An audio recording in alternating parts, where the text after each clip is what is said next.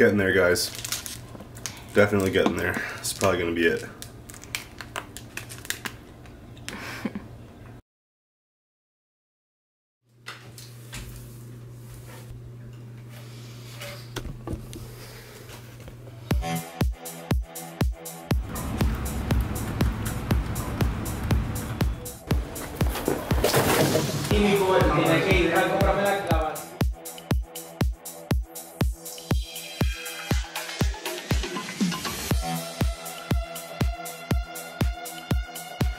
Turns out they had free coffee there starting at 9 a.m. for the 2 years that I lived here, a year and a half, so piss. Alright guys, I'm just playing around. It's a beautiful day. Let's go get this cardio done and then get the day started. Loving it. Alright guys, so cardio is done, cleaned up, ready to go for the day, and that's how you get started. Coffee, cardio, and definitely something I do after a big night of eating, even if I don't feel like it, even if it's tough. You gotta smash water, guys. Got to. First thing before your first meal. That's it.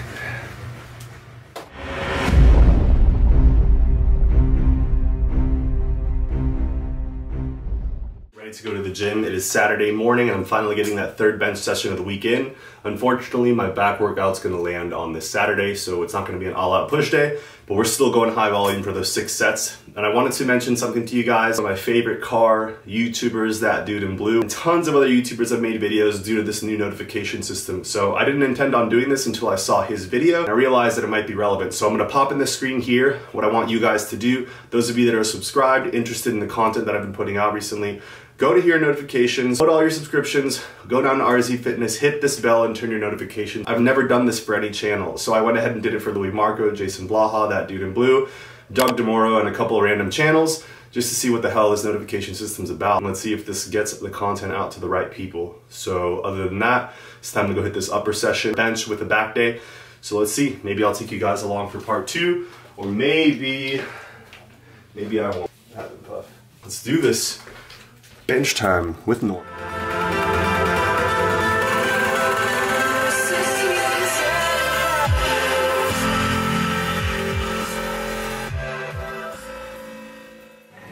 Alright guys, so we finally made it to the bench. You already know last week we did 6 sets of 3 with 235. So that's the goal today, if not beating it, but if it's easier and I can do the same volume, that's all that matters. So I'm going to show you guys this workout and we'll get started on part 2 right now. Well, let's see how this first set goes. Got Norman filming me today. I'll drop a set of him in here a little bit. Let's get busy.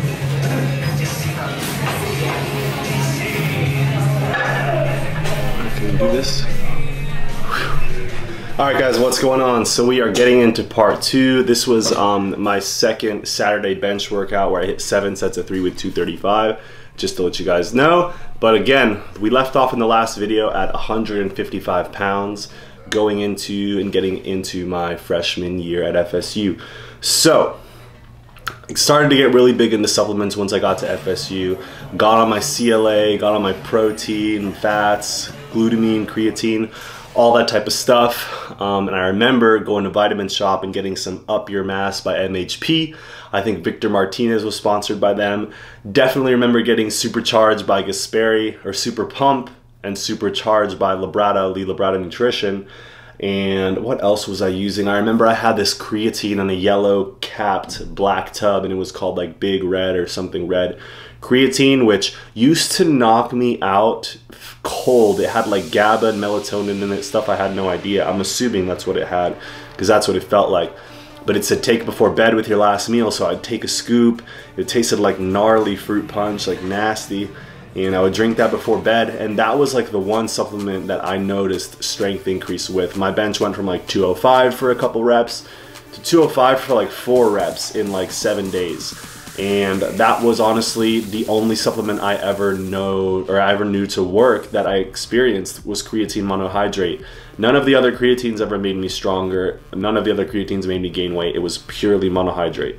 Guys, so we're about to hit set number 7, and yeah, I'm hitting the 7 by 3 right now with 235. My goal is to get that to possibly 8 or 9 sets before I add weight. Alright guys, so I spent my freshman year getting from about 160 once the semester started, the fall one at least, to about 167, 168. So starting my sophomore year at about 167, 168, I figured, well, without getting into details or really, you know, trying to explain how I did it, I did pledge a fraternity, but I was able to get all my workouts in, all my meals in. Yeah, we were drinking a little bit more than usual, but I never missed workouts or meals really, so I maintained my body weight. I maintained 168 during pledging when everyone else either got fat or lost weight.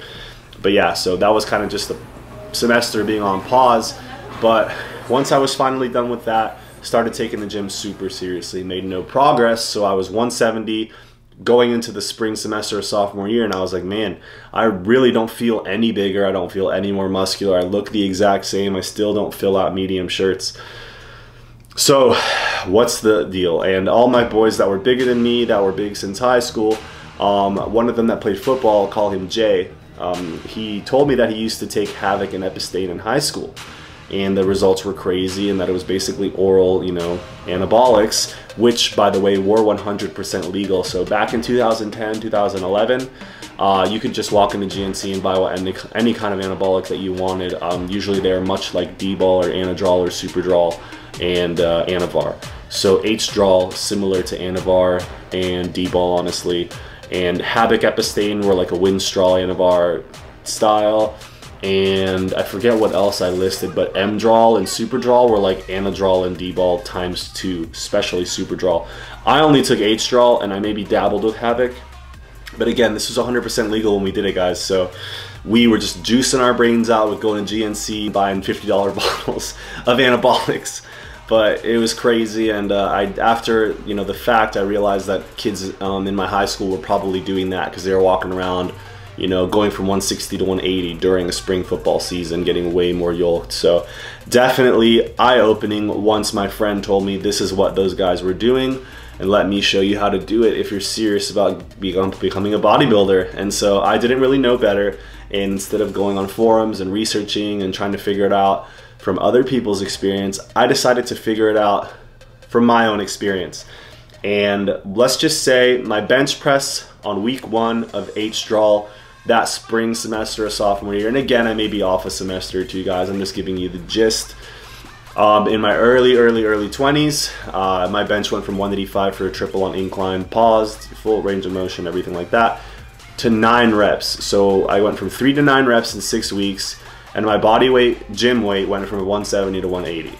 So I made progress like I made in the first 6 months of lifting, about 4 years into lifting. So I figured that he was onto something with this H-Drol, and the world of anabolics started to open, my eyes started to open to the world of anabolics.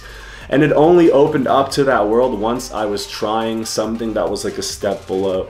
And the problem today, which I touched on in the last video, is the elephant in the room. When you go on Instagram and you see someone with a nice physique, and they're probably taking Tren and Anavar and Clen, whereas 10 years ago, guys, 10 years ago when I got into lifting, if someone said Tren, you'd be picturing like Frankenstein in a lab getting like, you know, pinned with this like crazy chemical and turning into like an aggressive maniac animal. And now you have kids walking around, you know, 18, 19 years old on 600 mgs of Tren, and they're like, oh yeah, you know, my buddy did this, I'm just trying to get to 300 pounds. It's like, it just is not the same world that I grew up in, believe it or not. And I couldn't imagine being 40 years old or 50 years old and saying, you know, to younger people, I remember when I was your age, lifting was like this, this, and this, and the younger people just being brainwashed in this new society. And guys, straight up 10 years ago, before YouTube, before Facebook,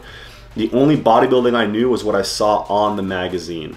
In the magazine. That's all I knew. And when I saw that bodybuilder at Lifestyle Family Fitness filling out a large t-shirt like it was from Baby Gap in, you know, short cotton shorts, hugely developed. That's all I knew about bodybuilding. I didn't know, oh, this guy's on Instagram, he does push-pull legs, and he wears Gymshark, and he drinks Ghost protein, and he wears Nike Freeze for his bench day, and he wears Nike Romaleos for his squat day, and he wears deadlift slippers for his deadlift day, and he has let's see, lockjaw collars for his barbell, and he has micro plates, he's got a weight belt, he has wrist straps, wrist wraps, chalk, Beats headphones, the list goes on and on. Ray-Ban knee sleeves, SPD knee sleeves, A7 knee sleeves, guys, forget about all that shit, okay? Because the only thing that matters is your training, your nutrition, your supplementation, your genetics, and your special vitamins. And yeah, guys, that's the truth, okay? That's just the simple truth. If you want to look like these guys on Instagram,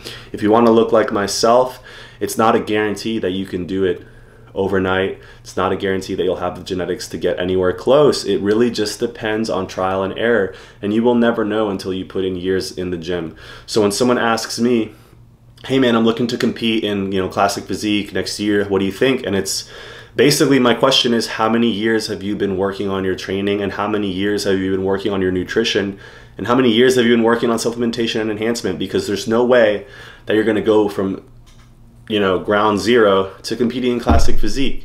From ground zero, you should learn, how do I perfect squat form? And that'll take you 6 months. And then how do I perfect my deadlift and bench form? That might take you 6 months, and you may strain a pec 9 months into it and be like, shit, I thought I knew what I was doing on bench. Now I have to not bench for a month and spend 3 months rebuilding. And by the end of those 3 months, you're gonna learn something new. So it really is up to you guys. It's not up to your coach. It's not up to your buddy on Instagram who has 100,000 followers. Nobody's gonna tell you the best thing for you to do. The only thing people can do is learn the basics, master the basics, which I'm trying to do. I'm trying to master the basics of nutrition, supplementation, enhancement, and training. I'm still trying. So when someone with a physique that's way behind mine, a knowledge level that's way behind mine, asks me, you know, what are you taking, or when did you decide to compete, or why did you compete? It has nothing to do with why you're gonna compete or what you're gonna do to your body. What I do to my body, when I wake up in the morning, do my cardio, when I train, when I get under the barbell 3 times a week for bench, when I'm at home and I'm maintaining my hormone level, you guys know what's up. What I do here in my fucking home with my time, with my effort, and my picture and imagination of what I wanna be and what I wanna do, how I wanna help you guys, what I'm doing day to day is not necessarily going to be something you guys can do. So I just want to put that out there and yeah, explain to you guys how with my genetics it took me going to GNC, buying legal anabolics, taking them for 6 weeks to be able to rep out 225 on the bench press, to be able to rep out 185 on the incline press. And by rep out 225, I mean like 3 reps. So guys, 21 years old. Started lifting at 16 at 133 in the last video. The last video we got to FSU, foot in the door, 155. By sophomore spring, about 1.5 years, 2 years later, I was finally at that 180 mark, finally wearing large t-shirts, and I felt pretty damn good, like I was on my way. But it took 4 years of training, and it took some enhancement. And what I'm telling you guys is, if it takes you that many years of hard training, and it takes you that much experimentation and trial and error, your goals of being Ronnie Coleman and Jay Cutler are just gonna get crushed. And mine did. And you know what? I'm still here on my 2 feet. I'm still surviving.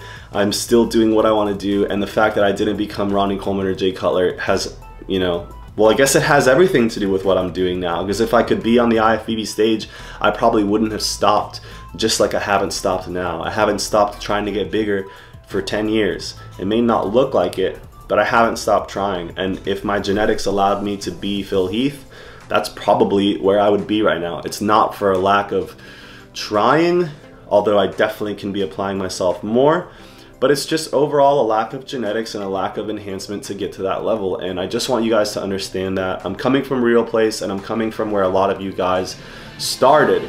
And it just so happens that that natural potential, your maximum natural limit, that's something that you're not gonna reach using something that isn't natural.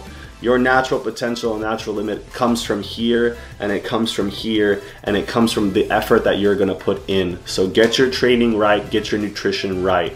If you don't know how to do either, get a coach. It doesn't have to be me. Just work with somebody who cares about you and who cares about their own training, because only when you care about what you're doing with your training and your knowledge can you pass that on to anyone. So we hit 180 pounds to sum up that 21 years of age, that sophomore year. And this is what I'm looking like now about 5 years later at 2:05 in the morning. So call it 25 pounds of muscle, whatever you want to call it since then. But it's taken lots of years, and it's taken lots of trips to GNC. I'm kidding. That stuff closed down, and yeah, I no longer use that type of stuff. It's really bad for your liver. You guys know what's up. So a few more years of experimentation, a few more years of learning what I'm doing, competing, working with coaches, and it led me to where I am today. So I hope that helps you guys. I hope that gives you an idea of my training journey. It wasn't, you know, I woke up one morning and was like, shit, let me kill this YouTube thing. That was literally the farthest thing from reality. So thank you guys for tuning into this one. And yeah, it's been a long journey and it's not over yet. So I know you guys have it in you too. Just trying to give you guys a little bit of my story so you can figure out what the hell is going on with you guys too. So I hope it helps. Peace.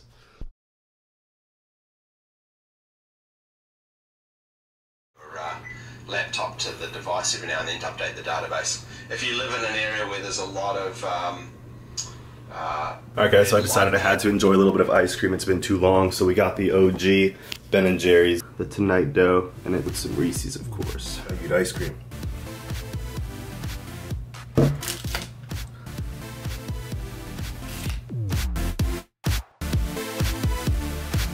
think this is the best, as good as it gets.